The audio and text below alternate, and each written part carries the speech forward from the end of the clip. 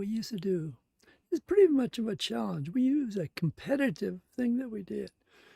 Here as it is. And it really will test your drawing skill, knowledge, and everything. But we used to take in with a group of 3 or 4 students at lunchtime. This is what we used to take and do. The idea is you put 3 dots on the paper, and 2 of them are the nipples, and 1 is the navel. And they can be male or female, doesn't make any difference. And the trick is to try to put the dots in such a way that they're really difficult. Okay, so you take and put the dots in somebody else's page. So I'm just going to take and do a couple here to show you. So if I put a dot here, and let's see if I'm trying to make it difficult. See if I put a dot, I'll put it right there, and then I come over here and put another dot over here. Okay, now there's 2 different ways I see I can do it. There's many ways actually. One way is the simple thing. In other words, where you got 2 dots like that in the line. The simple way would be just a figure in profile. Now the idea is that you draw a realistic figure and as accurate as you can make it anatomically, but not just placement of things, the whole figure. So, and like I say, this would be fairly simple. In other words, we would come up and you say, okay, there's a navel here, a nipple here, another there, come down the navel, and then we would be coming down and we'd be start thinking, then how do you take and deal with the pelvis? And you can shift it, and we come in and you could bring an arm up. So the idea then is to take and develop a whole figure, taking and just starting with those 3 dots. So, okay, so here I'm going to take with this one here, I'm going to take and sort of reverse this. I'm going to say that maybe that one is a navel and this is a nipple. So now I'm going to take and try to think, okay, so I've got this. And then I have to take and think, oh, the stomach's going to go into here. And then now I'm going to take, and the figure is turned a little bit. So I'm saying, okay, the pelvis is going to go here. We come through. And as I start to take and think of this, now I'm going to have the head is going to come down here. I'm just going to turn it looking that way. And so as you taking and doing the drawing, then you are taking and inventing, and you, of course, you're drawing from imagination. And so I'm going to come through, and I start thinking of the pelvis over here, and maybe this leg's going to go off in this direction. So we build the drawing, but the idea is to take, and you're constantly trying to take and put a couple of dots down that make it difficult for the other student or your friend or whichever. So you can see what I'm doing here. I'm just sort of blocked in the figure. And I could take and come here, what I want to do with the arm, come back. Maybe I pull it back over behind the head. But the idea is to take and try to make it as anatomically correct as you can. So as I start to work with this, and then I would be coming in and saying, well, okay, well, where's the rib cage? And we start coming across the navel. So we're getting a pretty strong overlapping here. This would be the breast. And I start thinking, okay, where's the stomach coming around? Start thinking where the pelvis is. And pinch the pit of the neck. The head is pulled up a little bit, so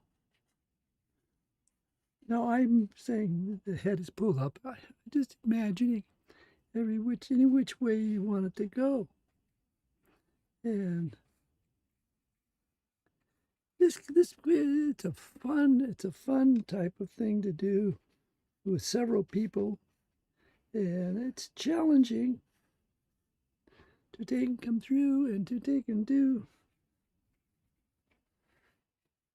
drawing. So let's take and try another rule, and I'll just do a little bit here. How about if I put something there, put it here, and then I come over here? Well, that's fairly conventional. See, in other words, if I'm doing that, if I say this is the navel over here, and these are the nipples, then I can start thinking, okay, now the figure here, in this case, would be turned. So in other words, I can start thinking of the gesture coming around, and I'm building now a figure that is going over here.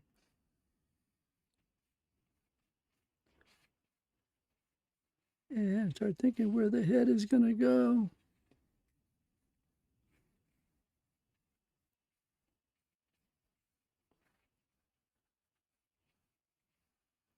Now, the key to this is, of course, is being able to visualize the whole figure.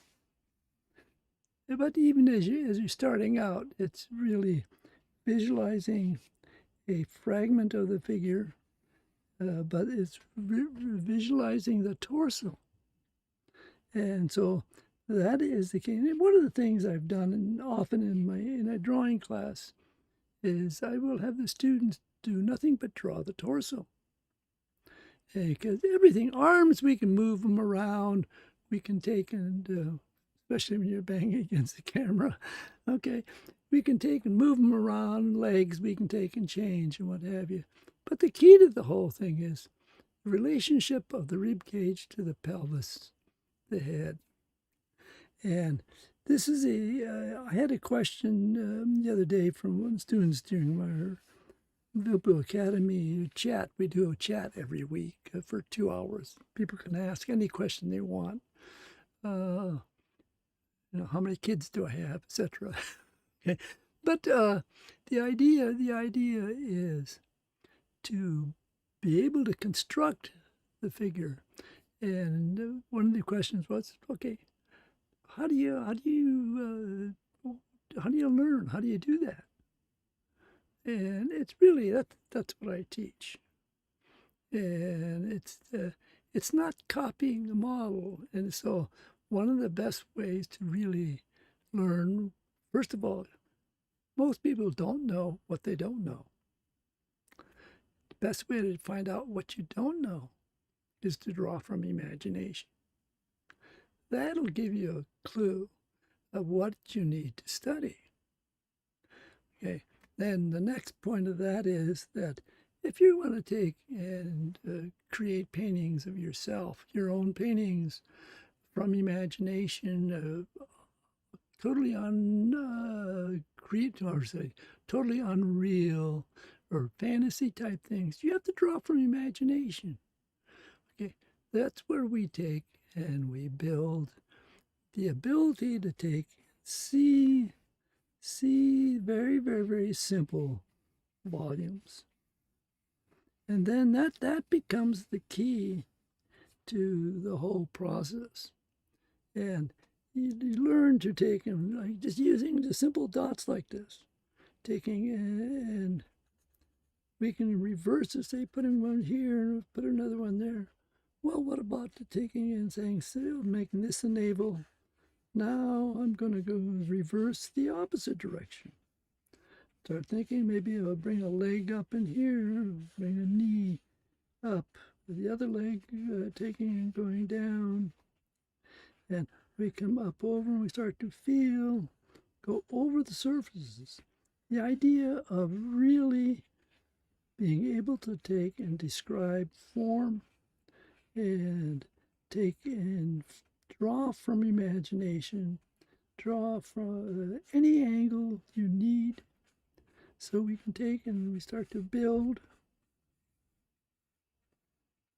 Now, of course, if you're interested in animation, everything we draw from imagination. We don't have models, and Also, you'll find that even doing comic books, it's really you're fantasizing or doing storyboards, or all my own paintings are all done basically from imagination. I don't usually work from reference very much.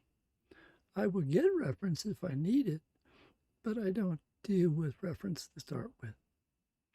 Okay, next time around, maybe I'll take and start with some other exercises or different ways of approaching the figure from imagination.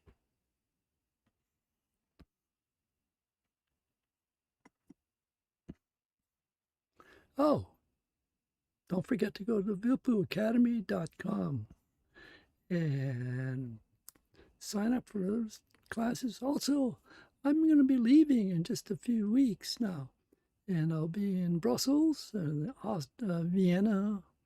We're going to be taking in sketching. I'm also going to be teaching at a studio, animation studio in Stockholm.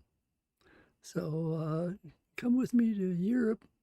Also, the Vilppu Academy online classes will be starting as soon as I get back in the end of October.